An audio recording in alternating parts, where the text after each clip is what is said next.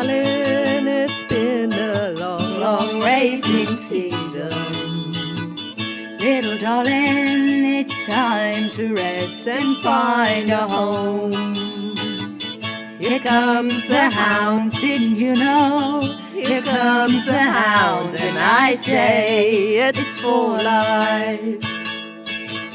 Hounds for life. Hounds for life. Hello great family! In today's how-to video I take you through a very easy method how to make an animal illustration, in this case how to draw your own greyhound. All you need is a tablet.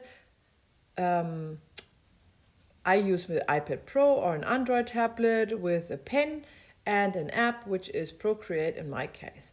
I have sorted some photos, and on the iPad Pro you can have a split screen, so I put the photos aside of my Procreate app that I have opened up and make a new drawing there.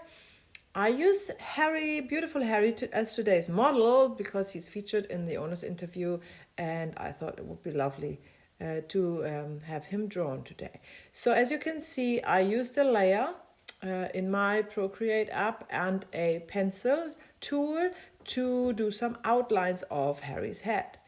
I referred to the photos that I put in the split screen, and I think his basic features are a very long nose, which is dark, oval eyes, a quite a little bit boxy top of the head, and the ears are, compared to his long nose, quite small.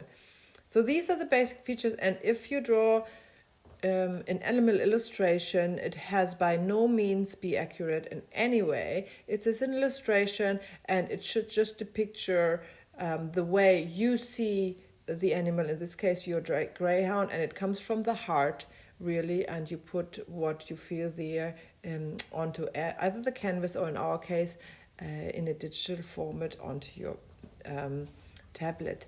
So I'm still using my pencil tool and one layer only to outline the shape of Harry's head, where the eyes are located, the nose, the proportions, eyes, nose, length of head.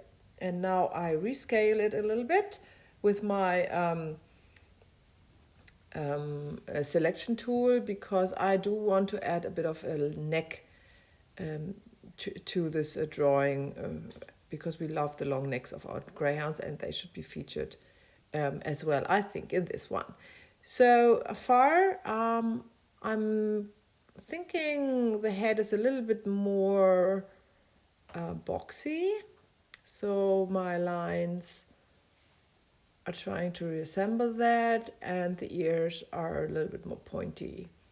So that's a little bit of a correction here. And then a special feature of a greyhound is also that he has a little bit of a bump on the top of the head, which is subtle, but you see it, and it makes the illustration quite greyhoundish when you apply that. So I'm done with my pencil drawing. I'm happy with that. I make a new layer. In this new layer, I will choose a studio pen and a color that is matching the basic color of Harry's coat, which is a reddish chocolate brown, lovely color, warm. So I choose this color on my palette, and I'm now outlining on a new layer after I have put the opacity down for my pencil layer. And now in the new layer, I'm outlining with the color I have chosen the head and the top of the ears, and that's going to be one layer. And you have to make sure that all the lines are connected. Then you can fill in. You can use a fill-in tool to fill in with your color.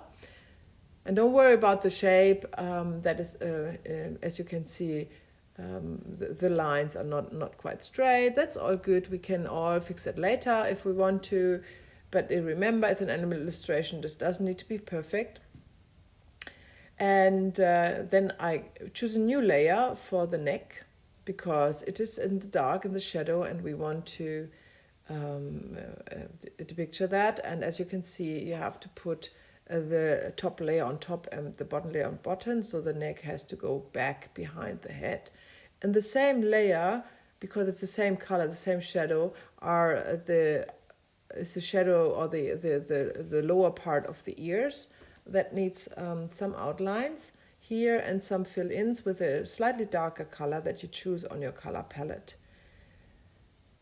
A word on color is that, of course, it's an animal illustration and it's really fun to not actually use the natural colors. You can go to blues and greens and reds and pinks and make it really fun look. And if you have the basic features of your greyhound captured in your illustration, it doesn't really matter what color you use, it will be definitely the right one. And everybody will recognize who that actually is. The great thing, what I love about digital drawing, is that you can just with a pinch of your fingers zoom in and out of your drawing and go into details and fix it with your eraser tool. That's one feature that I really much love, and I come to really like the idea of doing some basic outlines and fill-ins and then use the eraser tool and do some finer lines with it, rather than trying to use your pencil to do the fine line work. I think it works a lot better with the eraser tool. So now we do more layers, because every new feature of the drawing has an own layer. So we are coming to the black layer, which is the eyes and the nose. And here you can use the edit shape tool, the automatic adding out of a shape, which is great. And as you can see, I'm not happy with the second eye. Normally the eyes are never the same if you draw two. So what I do my lasso and selection tool and copy and paste the left eye and just flip it over to the side and have on the right eye matching and the same. Now we fill it in with black, pitch black. That's always a good choice for nose and eyes in the greyhound, as long as it's not a blue greyhound and has green eyes, of course. And then this layer is pretty much done. That was a quick one. I just find some details that I want to work on before I forget it, and make the outlines more neat. So that's all done with the eraser tool. And then a quick look, and yep, that's all looking good. And then I find, oops, we need a little bit of an operation here because the nose is not long enough. So with the lasso tool and on the right layer, I cut out the top of the nose and just move it a little bit away, extend it a little bit. And then we also have to move the nose down to the end of the face. So this looks all good. And we can continue with doing the next layer, which will be the highlight layer. For the highlights, always choose just the white and decide where the light comes from. In this illustration, the light comes from the top left. So the highlights would go about there where the eyes would reflect the light, and then on the nose, the highlight always looks good. In an illustration, it's just one stroke of your pencil tool or your pen tool, and I made it a little bit smaller. Yep, that looks good. So some corrections, go in the layer if you find something you want to work on with your eraser tool, and do that while you see it.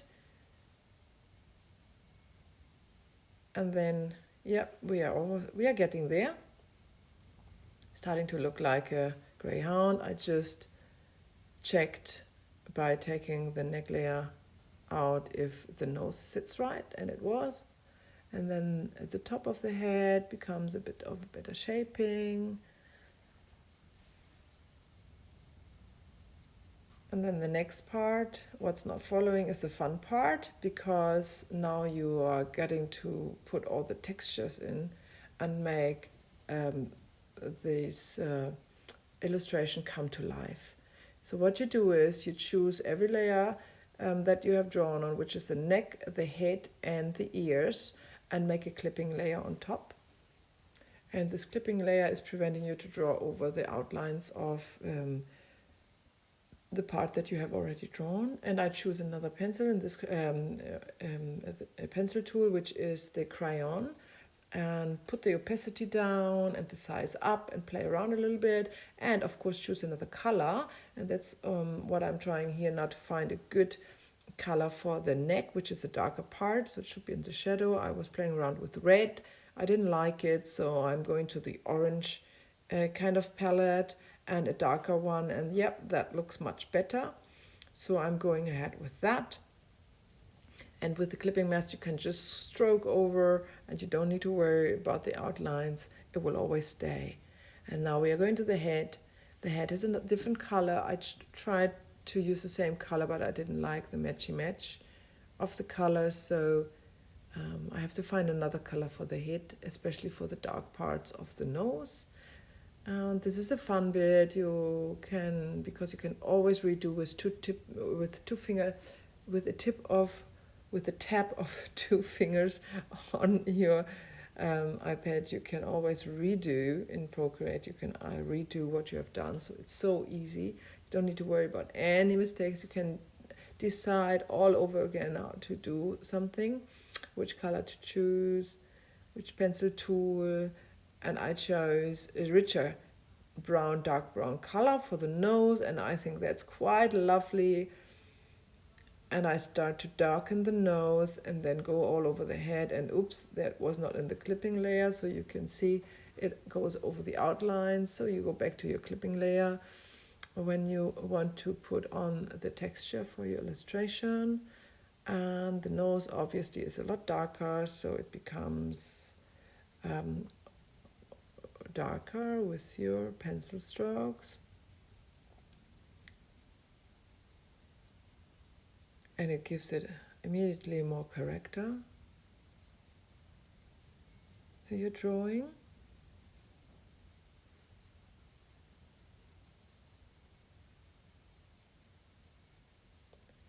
And now we are creating more layers on top of the clipping layers, because we want to put highlights on.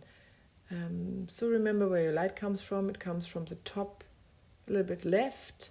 The highlights, the size of the crayon pencil goes way up, and the color is way down, way higher. So lighter. So you choose a really bright brown there, and you come in from the top left corner, and instantaneously you have highlights all over your head, and you can play with that around more or less, as much as you want. And because you put the top of the ears and the head in one layer, they all get the same highlights. That is important. And the bottom of the ears and the neck doesn't get the highlights because it's not in the same layer. And of course they are in the shade, and so they wouldn't be highlighted as much. And that makes actually your little animal illustration looking really real in a way. Or shall I say, come to life.